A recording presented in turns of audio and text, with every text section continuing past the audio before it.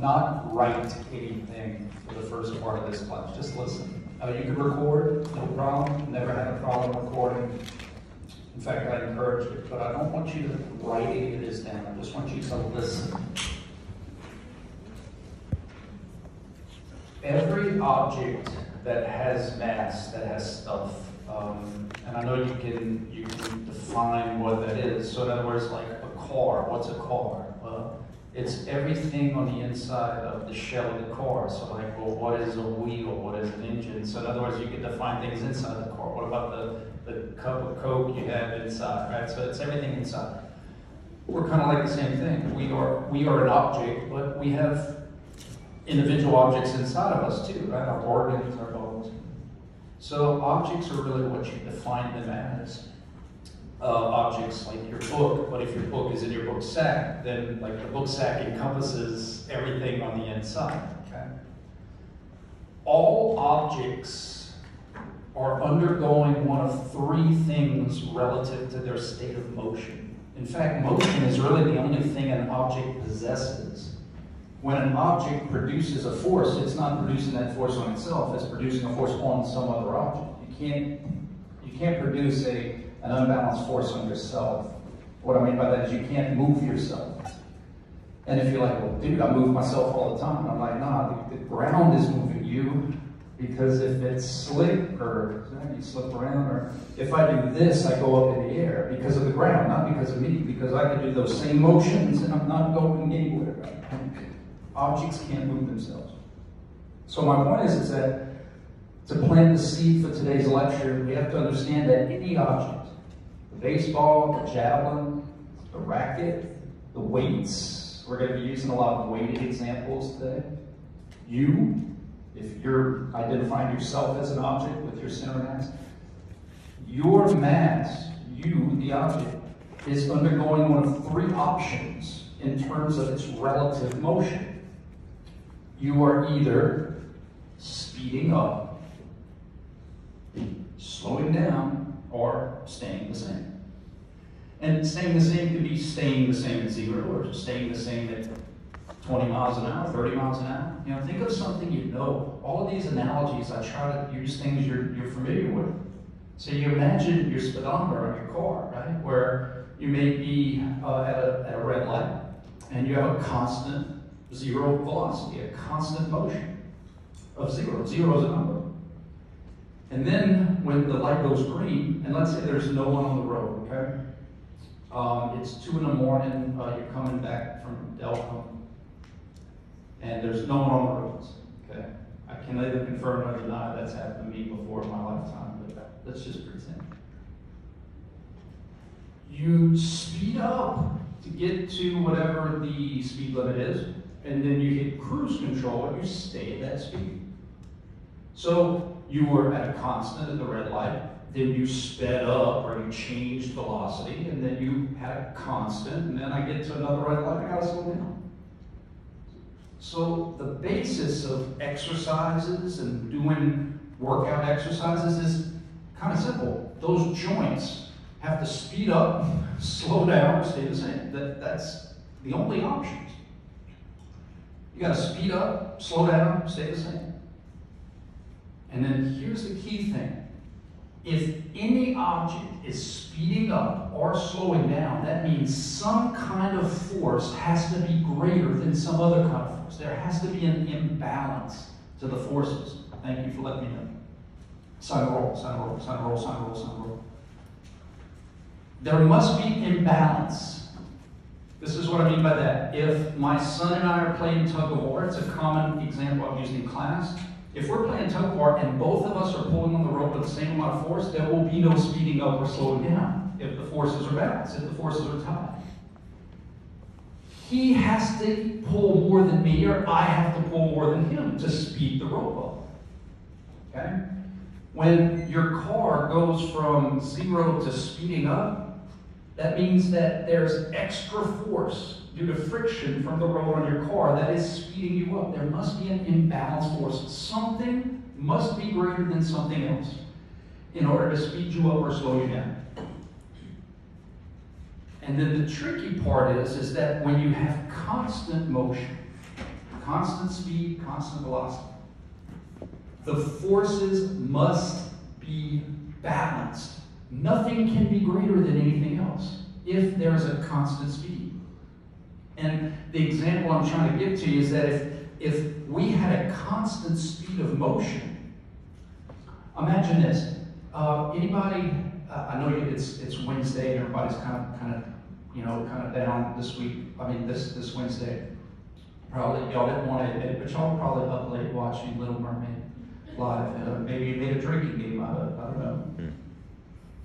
I can either confirm or deny I did.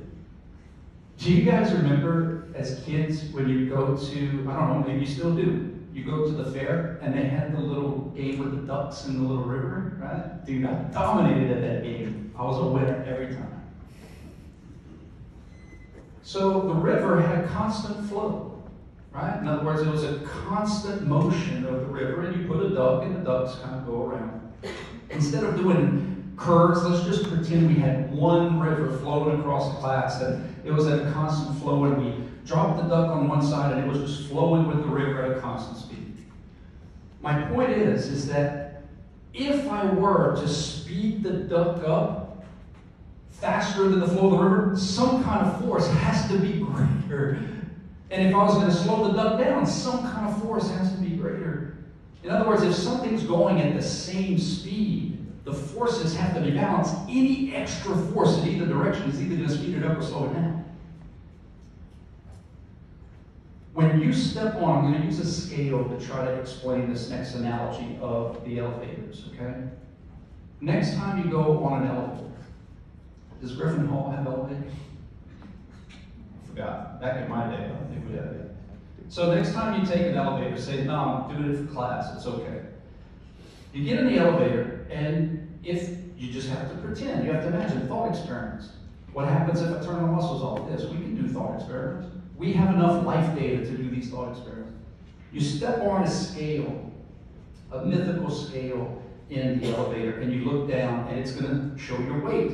And the reason it's going to show your weight is because there's balance in the forces, meaning that the center of the planet Earth is trying to pull you down, that's a force, and it's countered by the force of the ground pushing you up. So that's why you stay at the same velocity. You stay at the same speed because there's a balance in those two forces from those two separate objects. There are two separate objects working on you right now. The core of the Earth and your chair pushing back up on you. The chair pushing your butt and a few extra pounds from the ground pushing your feet. But the point is you have something pulling you down and something pushing you up. And as long as those forces are balanced, you stay at the same speed. If any one of those is greater than the other, you're going to start to speed up. So you get into an elevator and you look down at your weight. And let's say for me, I'll look down and it says 200 pounds. The only way I can speed up to go up to the second floor, third floor, whatever, the only way I can speed up is if some positive force pushes more than what the planet is pulling down. Something has to be greater than something else in order to speed up motion. You don't get anything for free. So my point is that when I look down on that scale and it says 200, and then the elevator door is closed, and then all of a sudden I speed up going up. Now I'm not saying it's like a rocket ship, but a little bit of extra force pushes on me from the elevator greater than the weight of planet Earth pulling down on me. And that's actually what makes me speed up. And in that instantaneous second, it doesn't happen long before you hit a cruise control. But in that little instant of speed me up going what, I look down and my weight is more than 200 pounds. The floor is pushing on me more than my weight. And that's what actually speeds me up going up. So when you're on an elevator, what speeds you up going up? The push from the elevator being greater than the weight of planet Earth pulling on your neck.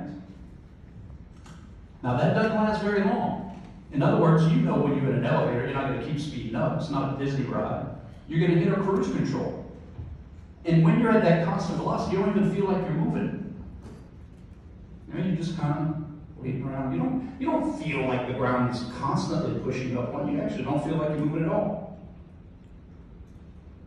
If I look down at my weight, I see 200 pounds again. Because there's balance in the force. It's going to sound like a Star Wars lecture. There must be balance for me to go at the same speed. Because anything more from the elevator, I'm going to start speeding up again. And anything less from the elevator, I'm going to start to slow down. The only way to keep it going at the same speed is to tie, is to have balance. So, constant speed going up, these two forces have to be equal. They have to be equal. In magnitude, opposite direction, that's not Newton's third law. That's still applying to Newton's second law. I'm going to teach you that in biomechanics. But the point is that if any one of these forces is greater than the other, I'm going to have change in my speed. The only way to keep me going at the same speed is to tie. And then we know that, well, to get off at a floor higher than where I started, I'm going to have to slow down. What speeds up must slow down. So to slow down my motion,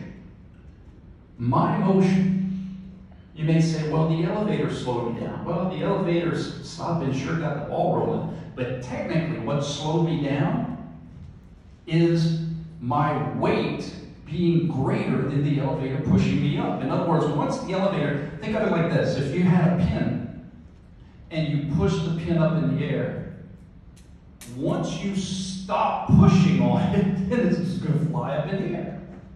Now, of course, the elevator doesn't do that at that extent, but it's very small. But what happens is that as you go up and the elevator stops pushing you, you leave the elevator just a little bit. You lessen the compression. Your feet kind of pull away from the elevator just a smidgen, and you become lighter than your weight.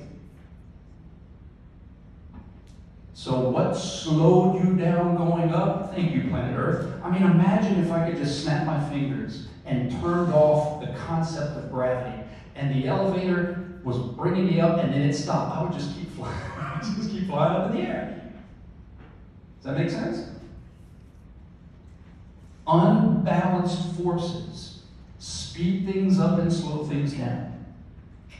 And balanced forces, ties, are what keep things going at the same speed.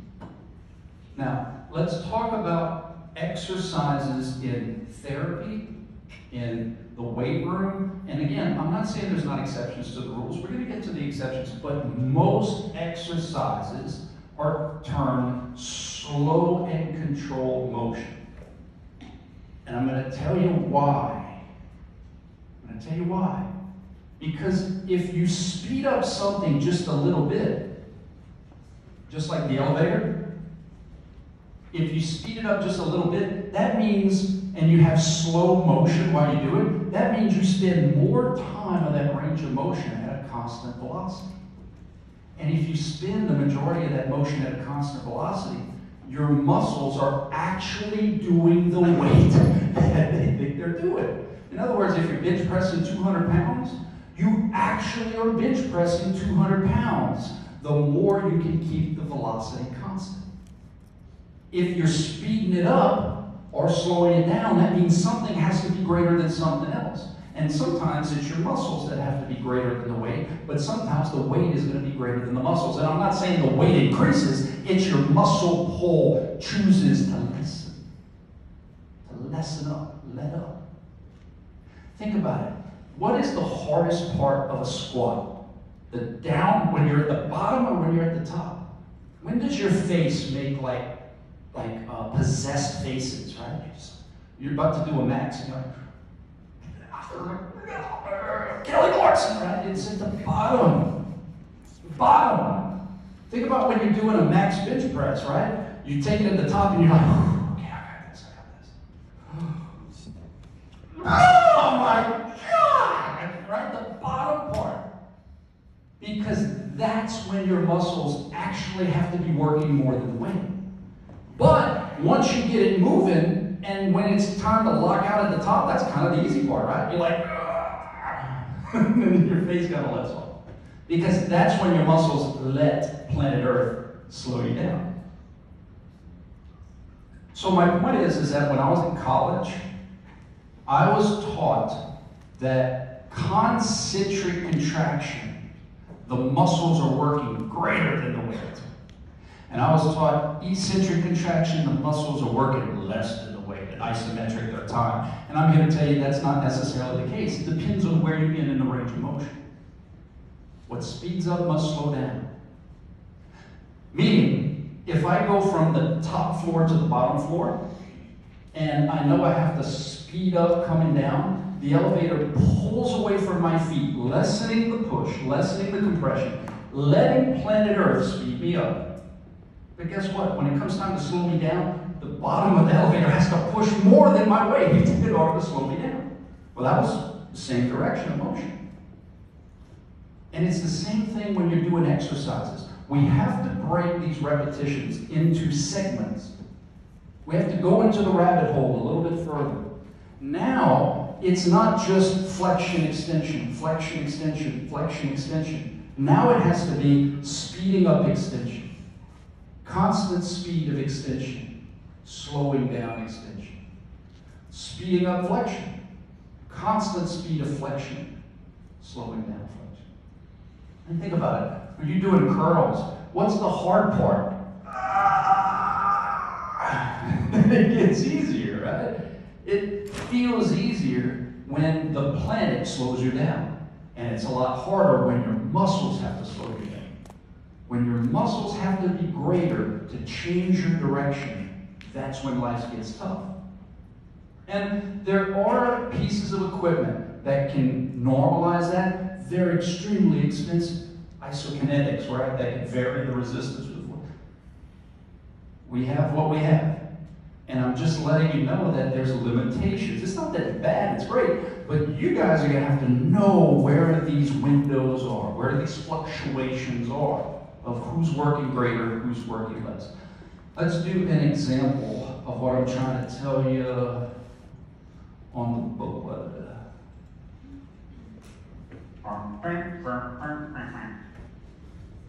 Bench press. So, what's happening here is, here's the tug of war. Bless you. Yes, he has muscles pulling at joints. And muscles only? Absolutely. But indirectly they can push. Not that the muscles are pushing, but they're pulling on levers, and then those levers are connected to other levers, and then those levers are connected to the hands, and the hand is pushing. The hand is not a muscle. Muscles are pulling on bones, and then the bones can eventually push on whatever we need to push on. Okay? So the bottom line is here that his hands are representative of all the different muscles that are pulling at the joints. His hands are like an agent for players. You know how they have certain agents who represent a lot of players? You know, Scott Boras and those guys?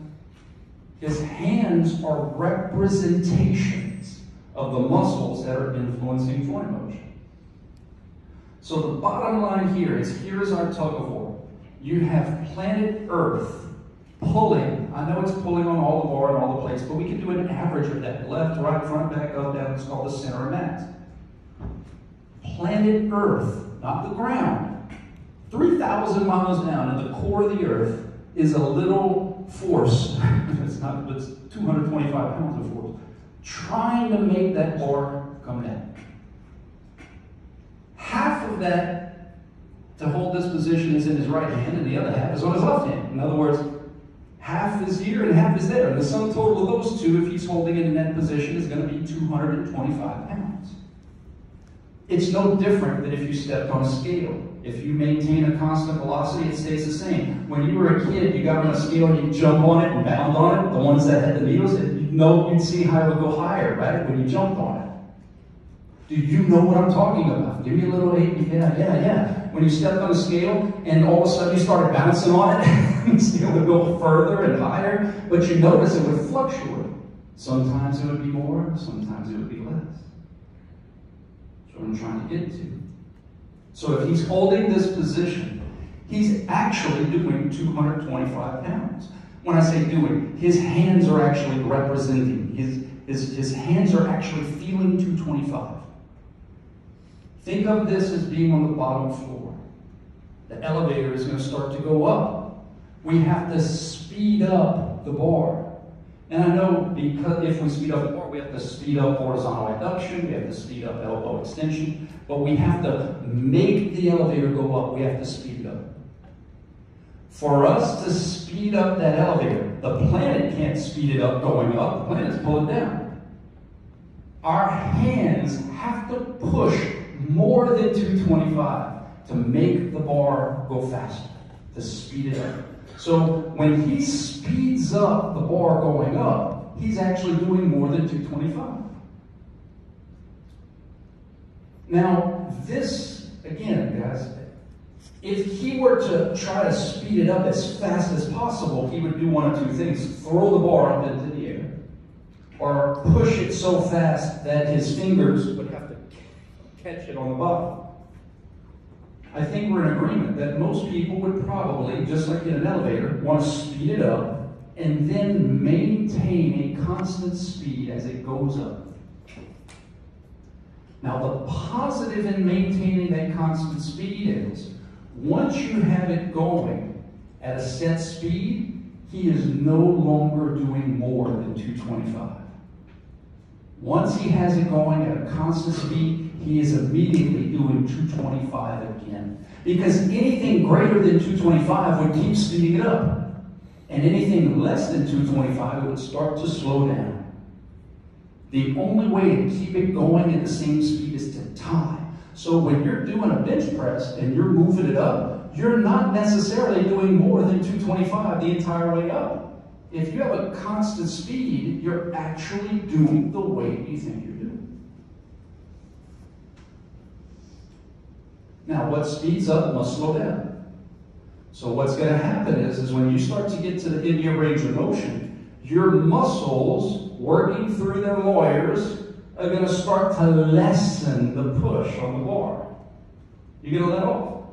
I'm not saying you're going to let off all the way. I'm not saying you're going to turn the muscles off, but you're going to let off just a little bit to let planet Earth slow you down as you go up. So in that case, slowing down the bar as it goes up, your muscles will actually be doing less than the weight. You're doing less than 225. And you can feel that. When you get to the end, it's easier at the end. That's when you kind of can take a breath. If you hold it up at the top for an extended period of time, you do a 225 again. And here's where I'm going to see if you paid attention. A lot. I know you paid attention. When he takes it from the top and he speeds it up coming down, who is working greater than who? In this corner, we have his muscles, who are represented by his hands pushing, and we have the weight, represented by planet Earth pulling down on the bar and the plates. Speeding the bar up, coming down. Do you think he's going to pull it down to him? Of course not. Is he doing 225, more than 225, or less than 225? Letting the bar speed up, coming down. Less. Yeah. Guys, here's something that's a fact. You know how you think of a whole repetition, right? Going down, coming up. I can do half of a repetition on the bench press with 2,000 pounds. That's a fact. I'm probably going to die. But it's coming down. The trick is, can I stop it and can I make it come up? Because planet Earth can slow it down going up, and planet Earth can speed it up going down. Planet Earth doesn't need my muscles for that. You see what I'm trying to get to? He doesn't need, now, his muscles are still working above resting tone because his muscles will decide the rate of the speed up. In other words, when I'm playing tug of war with my son, of course I can beat him, but I'm going to let off to let him win. You're lessening the compression. You're just pulling your hands just a little bit away to lessen the push in the up, creating that unbalanced force, letting planet Earth speed you up. Another way to look at it, if I turned off gravity, boom, no gravity. If I pulled my hands away, the bar would just stay floating in the air, right? And you know darn well when you're doing a bench press, you don't pull it to you. So again, you're letting off to let gravity speed you up. So in that initial speed up phase, you're doing less than 225. The weight is greater than your push because you let it be so. It's not that planet Earth decided to pull more, it's that you decided to push less. Now, constant velocity coming down, slow and controlled, meaning that if I do it slow and controlled, that's more range of motion than I'm actually doing the weight I think I'm doing. I'm doing 225 again. So here's the key. I'm actually doing 225. If I stop up here for a little bit, if I stop down here for a little bit, constant velocity through concentric or constant velocity through eccentric. If it's a constant velocity, I'm actually doing what I think I'm doing. But if it's speeding up or slowing down, something's got to be greater than something else.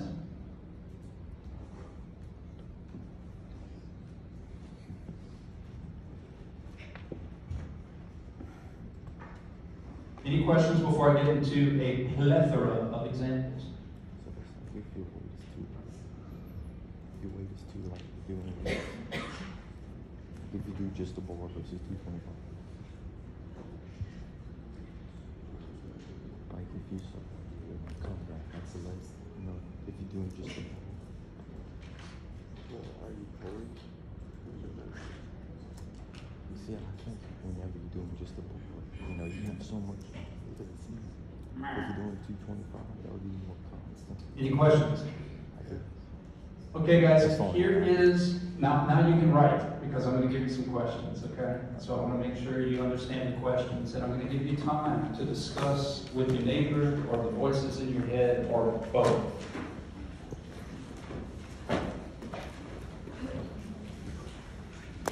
This one go now.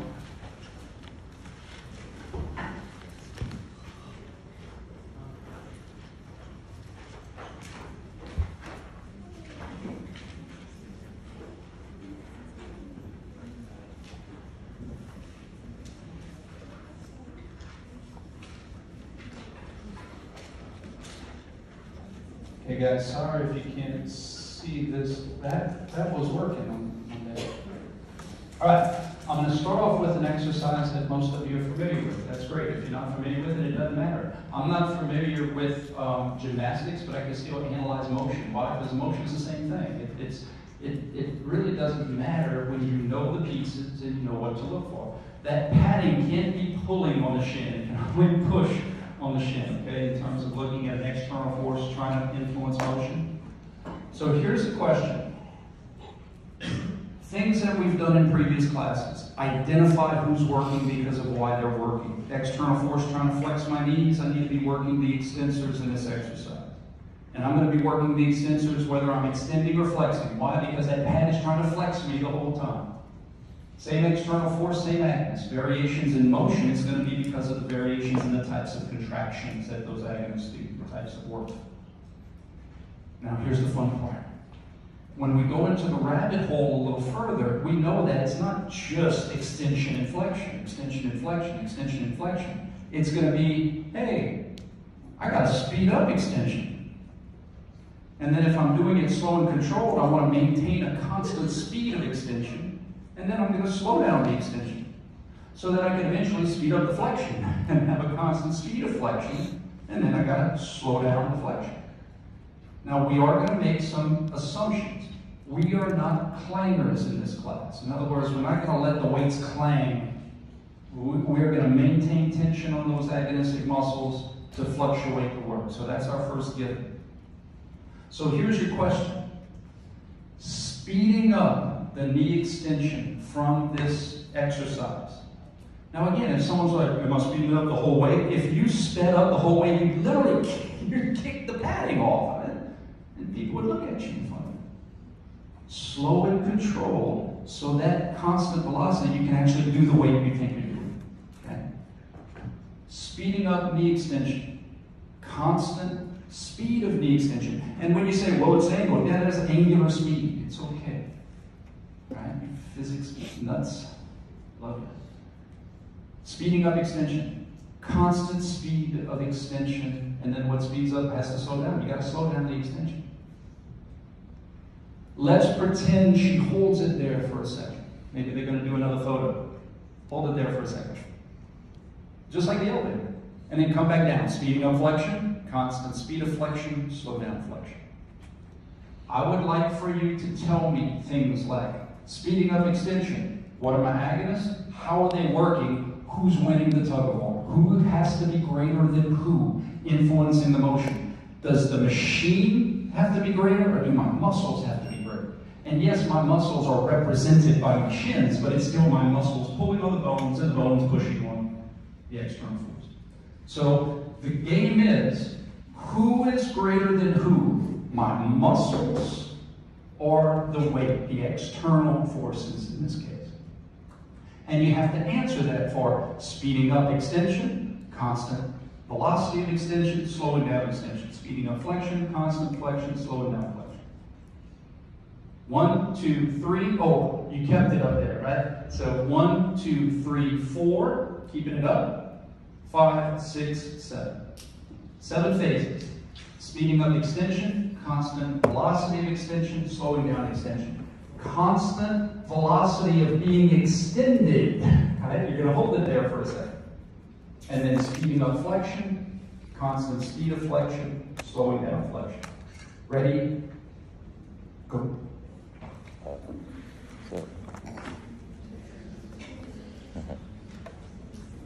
Where are we starting? The weight. Where you start? Are we starting right there? Yeah, we have to speed up. Yeah. So, yeah, on the start, the muscles have to be strong. Right. The muscles have to be more equal. At the top, so the weight has to be more than the muscle, because your muscle has to slow up. So your muscles can give a little bit to give weight and force. Okay. Like And that.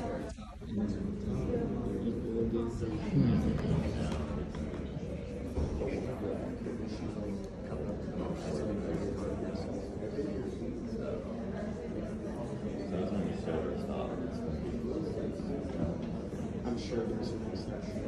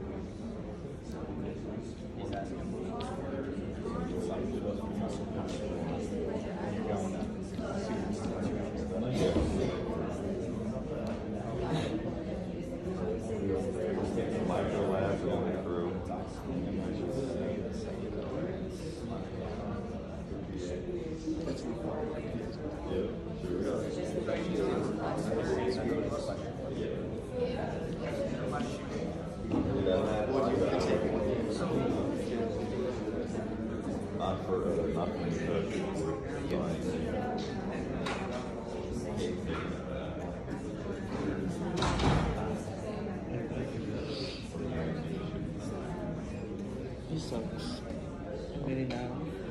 Oh, what? Organic too. Alright. Let's play pretend. How much weight? I mean, we don't really know, so that's why we can make something up. Let's say she has 40 pounds. Just use that as a benchmark. 40 pounds of influence that's trying to influence her knee motion. Okay? Well, if she has tension, what I mean by that is if the plates aren't resting on other plates, right? She's just holding this position with tension. meaning that if she turned off all the muscles, the machine would flex her to make a place. Then if she's holding this position over an extended period of time, that's a constant speed. 0 is a number. So her shins, her right plus her left, would be pushing with 40 pounds of force, trying to extend to counter the 40 pounds of force that's trying to flex. And because those are equal, there's going to be no unbalance. Everything's going to be a tie. And there won't be any speeding up or slowing down. If she speeds up the extension, the equation taught you how to prove what kind of contraction that is, right? What'd you get? Speeding up these has to be concentric work. Her extensors are working. She speeds up extension, has to be through concentric, shortening while trying to shorten. Who wins this round? Who's greater than who? Our muscles, absolutely. The weight isn't going to speed up her extension. The weight can't do that. That'd be some Harry Potter stuff, man. The little padding can't make her come up. So she has to push more than the weight to get it going, is what I'm trying to say. Let me ask you guys this. When was the last time anybody moved or helped someone move a big piece of furniture? Anybody? Like a big bookcase? So imagine, Jay, you're the only one that moved, but imagine, what's the hardest thing about moving that bookcase? Getting it going. The hardest thing is getting it going because you have to be greater than the friction that's being created by the compression of those two surfaces, the interlocking surfaces. But once you get it going, it's not as hard to keep it going. Is that true? And you know what's really easy? Stopping it. Because all you got to do is stop pushing it, and the floor is going to stop it. It's the same thing. The hardest thing for the muscles to do is get it going. But once it has motion, it doesn't take as much force to keep it going. When you push it on a car that ran out of gas, the hardest thing to do is get it going. But once you got it going, it's not as hard to keep it going. And that's exactly what I'm trying to say. Your muscles have to be greater to get it going, but they don't have to work as hard to keep it going. In fact, they need to let off a little bit to tie to keep it going at the same speed. Because if they keep pushing more, you're going to keep speeding up. And if they start pushing less, it's going to start to slow down. You know this. Just got to get you to be able to see it and understand it. Speeding up the extension, then the extensors, concentric work, and they better be greater than the weight. Imagine if she put 200 pounds on there and her muscles couldn't be greater than the weight. Is it going to speed up? She has to be greater. Yes? Keeping it going. She doesn't have to be greater to keep it going because it already has momentum. She just has to tie it to keep it going at the same speed. So this is pretty cool. She's not doing 40 pounds of work the entire way up. She's doing a little more, then she's doing 40, and then at the top, when it comes time to slow down the extension, who's going to be greater than who? Slowing down the knee extension in this exercise. Greater or greater? The weight. She's going to let off. She's going to let gravity. She's going to let gravity. You see this sometimes when people doing these and they kind of move too fast and the little padding flies off, of their shins. It's because gravity is going to slow it down. Now, she's still working above resting tone. She's still working through concentric work.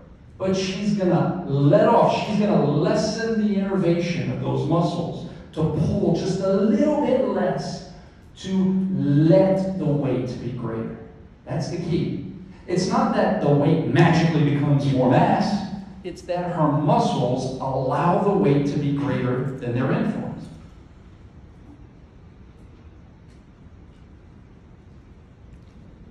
She holds it up there. So when it comes time to slowing down the extension, she's not doing 40 pounds anymore. She might be doing 39. She might be doing 38. She's doing less. Because she doesn't need to do more. And she doesn't need to do the same. Holding it up there. Who is greater? Ty. Yeah. No one is greater. It's a way to answer it. Now, some people will be like, that's a tricky question. Not if you understand the concept. Who is greater? No one. They're tied. Speeding up the flexion. Who are my agonists? Different muscles. Same muscles. Because the padding's still trying to flex me. Still the extensors. What did change? The contraction. Yeah, the motion changed, but it was because of the muscle's contraction type, the work, the physiological work changed. Eccentric work, right? Eccentric work of the extensors. Who's greater than who? Muscle greater or weight greater? Think of it like this. If she was tied at the top and her muscles kept tying, she would never move. Let me stop it right at about almost here, so that way I have a little bit of motion left over. If she tied it here, and she stayed tied, it would never move. If she said, hey muscles, be greater again, she would start to speed up extension again. That's one way to look at it. She has to lessen the push. She's literally letting off of the compression, letting the weight be greater than her push against it to let gravity speed up. Again, think about it. Could that could that deflection happen without her muscles? Yes. The extension can't happen without her muscles. Speeding up the extension can't happen, but speeding up the flexion, absolutely. She could turn off everything. Constant flexion, constant velocity of flexion, still her extensors, still eccentric work, but no one is greater than anyone else. She's actually doing 40 pounds again. Guys, again, why is this important? It's extremely important to see this rabbit hole, especially for you therapists, for you personal trainers, you athletic trainers, you CrossFit trainers.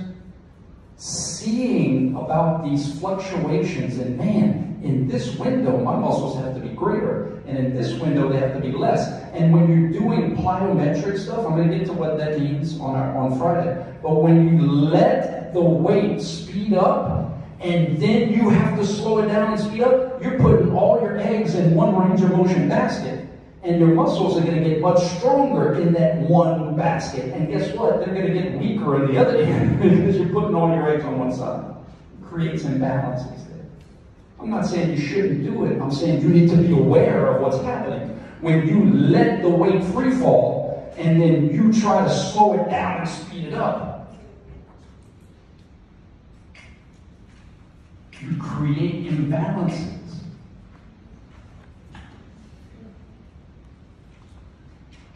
Slowing down the flexion is the hardest part of this exercise because the machine can't do it for you. But yeah, it can, right? If we let the weights claim, but we are not claimers. It's going to be the 11th commandment. We are not claimers. She has to slow down that flexion. She has to put on the brakes. So again, if you just imagine yourself in this exercise, and let's say you've done several of them and you're tired, it's easy to speed this up. It's not as easy, but it's easier to slow. But then when it comes time to stop it, change the direction, that's when life gets tough, because that's when your muscles have to be greater than the weight. And there is a special name for when times get tough, because your muscles have to be greater than the weight. When your face reflects where in the range of motion life is tougher, it's because your muscles have to be working more than the weight. And that, my friends, is what we call the plyometric sequence of work. When your muscles have to be greater than the weight to slow down motion in one direction, and then change direction and speed up motion in the other direction. That's plyometrics. It's a sequence of work. It's not a type of contraction. It's a sequence of contraction. And it is not eccentric followed by concentric. That is not the whole story. Because that would mean the plyometric sequence would be all the way flexion followed by all the way extension. No! It is specifically when the eccentric is slowing down motion because your muscle is working greater than the weight, immediately followed by speeding up motion because your muscle is working greater than the weight. The key thing is that it's when your muscle is working greater than the weight. And that's why you get sore with plyometrics, because your muscle's doing more than what you think you're doing. Putting on the brake. Let me ask you this. How often do you ever have your gas pedal fixed? What do you have fixed? The brakes. That's when life gets tough. Putting on the brakes. Putting on the brakes. That's when ropes get frayed. Is when they are being pulled apart, being lengthened, and they're doing more than the weight itself.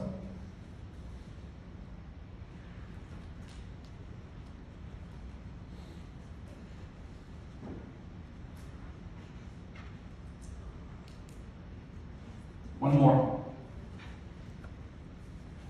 Yes, ma'am.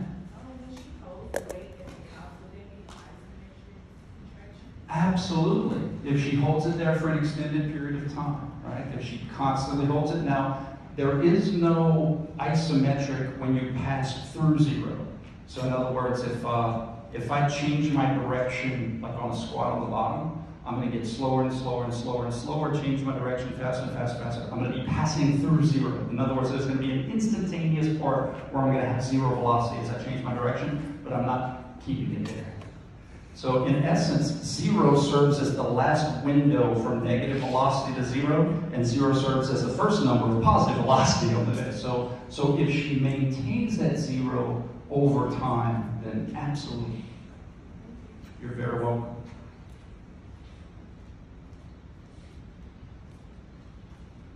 One more. Hump day, man. I got 2 minutes. I'm going to get you guys over this hump. I'm not going to ask you. I'm just going to tell you. So she starts off in her lower extremity is going to be mostly anatomical position. She's going to speed up hip flexion. Let's look at it from the perspective of the hips. We can have the knee conversation, but we're running short on time. Speeding up the hip flexion. Her hip extensors are doing work because gravity and the ground is trying to flex me.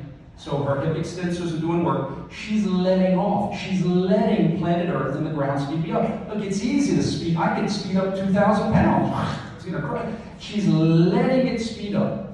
Then to maintain a constant velocity, she's actually doing the weight. But then this is where life gets tough. Because that weight can't slow her down. Right? She has to start pushing more than the weight to slow down her flexion, change her direction, and speed up her extension.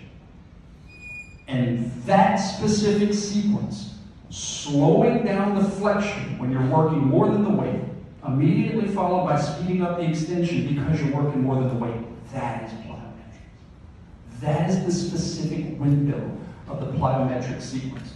Slowing down motion because of you, and then speeding up motion because of you. And when I say you, your muscles. All right, guys, we'll see you Friday.